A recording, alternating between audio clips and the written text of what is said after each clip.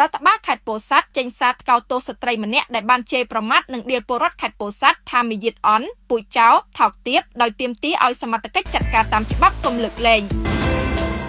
ប្រជាពលរដ្ឋនៅទូទាំងខេត្តពោធិ៍សាត់កំពុងបង្ហាញប្រតិកម្មយ៉ាងខ្លាំងបន្ទាប់ពីមានគណនី Facebook ឈ្មោះអាយ៉ាទឹកថ្នោតជូរបង្ហោះវីដេអូលើបណ្ដាញសង្គម Facebook ប្រើពាក្យសម្ដីធ្ងន់ធ្ងរដៀលថ្មាសនិងជេរប្រមាថអ្នកខេត្តពោធិ៍សាត់ទាំងមូលថាមាយាទអន់ពូជចោលដែលសកម្មភាពនោះប្រជាពលរដ្ឋនៅទូទាំងខេត្តក៏ដូចជារដ្ឋបាលខេត្តពោធិ៍សាត់មិនអាចទទួលយកបាននូវការប្រមាថនោះឡើយដោយទាមទារឲ្យស្ថាប័នមានសមត្ថកិច្ចក្រសួងវប្បធម៌ចាត់វិធានការទៅតាមផ្លូវច្បាប់ឲ្យបានតឹងរ៉ឹងជាទីបំផុតយោងតាមសេចក្តីប្រកាសព័ត៌មានរដ្ឋបាលខេត្តពោធិ៍សាត់នៅល្ងាចថ្ងៃទី23ខែសីហាឆ្នាំ2026នេះអាជ្ញាធរបានសម្ដែងការថ្កោលទោសយ៉ាងដាច់ខាតចំពោះការប្រមាថទង្វើអសីលធម៌និងការប្រើប្រាស់ពាក្យសម្ដីថោកទាបចំពោះប្រជាជនទូទាំងខេត្តពោធិ៍សាត់ដោយចាត់ទុកថាទង្វើបែបនេះមិនអាចទទួលយកបានឡើយចំពោះម្ចាស់គណនី Facebook ឈ្មោះអាយ៉ាទឹកថ្នោតជូរបានធ្វើការផ្សព្វផ្សាយវីដេអូក្នុងគណនី TikTok របស់ខ្លួនអំពីករណី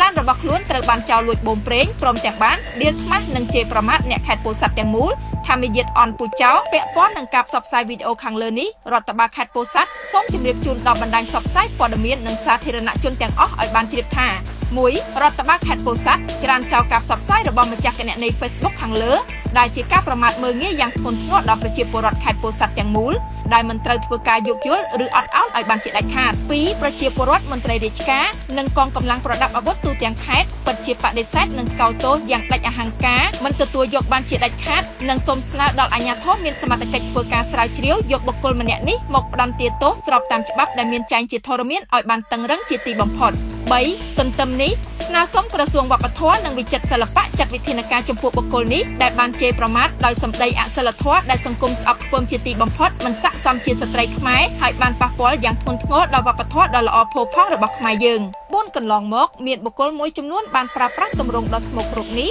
នៅលើទឹកដីខេត្តពោធិ៍សាត់ធ្វើការរាយការណ៍ភូតកុហកបោកប្រាស់ថៅកែឬអ្នកដែលខ្លួនស៊ីឈ្នួលដើម្បីបានផលប្រយោជន៍ផ្ទាល់ខ្លួនបន្ថែមទៀតហើយចោទប្រកាន់ដោយគ្មានមនសិការមកប្រជាពលរដ្ឋនិងមន្ត្រីរាជការក្នុងខេត្តពោធិ៍សាត់ដើម្បីបិទបាំងអំពើទុច្ចរិតរបស់ខ្លួនដែលជាអំពើមិនអាចអត់ឱនឲ្យបានពាក់ព័ន្ធនឹងករណីនេះបានបង្កឲ្យមានការរិះគន់និងការថ្កោលទោសជាបន្តបន្ទាប់ពីសំណាក់ប្រជាពលរដ្ឋដោយពួកគេចាត់ទុកថាការប្រើប្រាស់ពាក្យសម្ដីប្រមាថទៅលើប្រជាជនទាំងមូលគឺជាទង្វើមិនសមរម្យនិងអាចប៉ះពាល់ដល់កិត្តិយសសេចក្តីថ្លៃថ្នូរនិងអារម្មណ៍របស់ប្រជាពលរដ្ឋជាច្រើននិងស្នើឲ្យសមត្ថកិច្ចពាក់ព័ន្ធពិនិត្យនិងចាត់វិធានការតាមផ្លូវច្បាប់ចំពោះករណីដែលអាចពាក់ព័ន្ធនឹងការបរិហាកេរឬការញុះញង់ឲ្យមានការរើសអើងដោយអនុវត្តតាមនីតិវិធីច្បាប់ជាធរមាន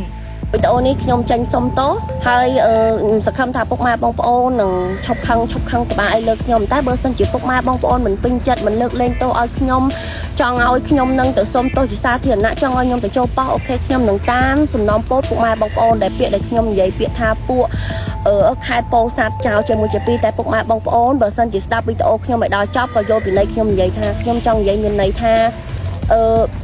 ខេត្តពោធិ៍សាត់ពួកចៅមួយចំនួនឯពុកម៉ែបងប្អូនតែឥឡូវខ្ញុំអត់និយាយយកត្រូវយកអីទេពុកម៉ែបងប្អូនខ្ញុំនឹងទៅចេញសុំទោសពុកម៉ែបងប្អូនជាសាធារណៈខ្ញុំនឹងទៅសុំទោសអធិស្ឋានពុកម៉ែបងប្អូនខ្ញុំអត់ស្គាល់ឈ្មោះចវាយខេត្តចវាយស្រុកដែលនៅពោធិ៍សាត់នឹងទេអញ្ចឹងខ្ញុំសុំទោសខ្ញុំអត់បានស្គាល់ឈ្មោះអញ្ចឹងខ្ញុំក៏សុំខ្ញុំអត់ស្គាល់ឈ្មោះតែខ្ញុំសុំទោសទៅដែលគាត់ជាចវាយខេត្តជាចវាយក្រុងដែលអង្កាត់នៅខេត្តពោធិ៍សាត់ខ្ញុំផ្ដាំផ្ញើថាខ្ញុំសុំទោសជាសាធារណៈផងតែខ្ញុំនឹងបើពុកម៉ែបងប្អូនមិនពេញចិត្តខ្ញុំដែលសុំទោសតាមទូរស័ព្ទនេះខ្ញុំនឹង2ថ្ងៃទៅ3ថ្ងៃទៀតខ្ញុំនឹងទៅសុំទោសដល់ប៉ុស្តិ៍ឲ្យពុកម៉ែបងប្អូនមើលឲ្យសមចិត្តចាពុកម៉ែបងប្អូនទាំងអស់គ្នាខ្ញុំនឹងទៅសុំទោសឲ្យពុកម៉ែបងប្អូនឲ្យសមចិត្តកុំឲ្យពុកម៉ែបងប្អូនខឹងស្អប់ខ្ញុំយកច្រឡំលើខ្ញុំឯណាមួយតែខ្ញុំចង់ប្រាប់ពុកម៉ែបងប្អូនថាគោលបំណងដែលខ្ញុំនិយាយទៅកាន់ដែលចោលលួចខ្ញុំទេពុកម៉ែបងប្អូនខ្ញុំគ្មានគោលបំណងទៅនិយាយដែលប្រជាជនslow ត្រង់ទេអញ្ចឹងសម្រាប់ដែលពុកម៉ែបងប្អូនចង់ឃើញខ្ញុំចូលប៉ះយកអីអូខេបើពេលដែលខ្ញុំបានខ្ញុំធ្វើរួចរាល់ការងារនៅដែលការងារផ្ដេចខ្ញុំធ្វើហើយខ្ញុំនឹងសុំគេទូលេខទៅខាងហ្នឹងខ្ញុំនឹងចូលខ្លួនទៅសុំទោសដល់ប៉ុស្តិ៍ខ្លួនឯងហើយខ្ញុំពិតជាអរគុណហើយខ្ញុំសុំទោសពុកម៉ែបងប្អូនវីដេអូនេះផ្ដាំផ្ញើទៅបងប្អូនអ្នកនៅខេត្តពោធិ៍សាត់ទាំងអស់គ្នាចាអរគុណច្រើន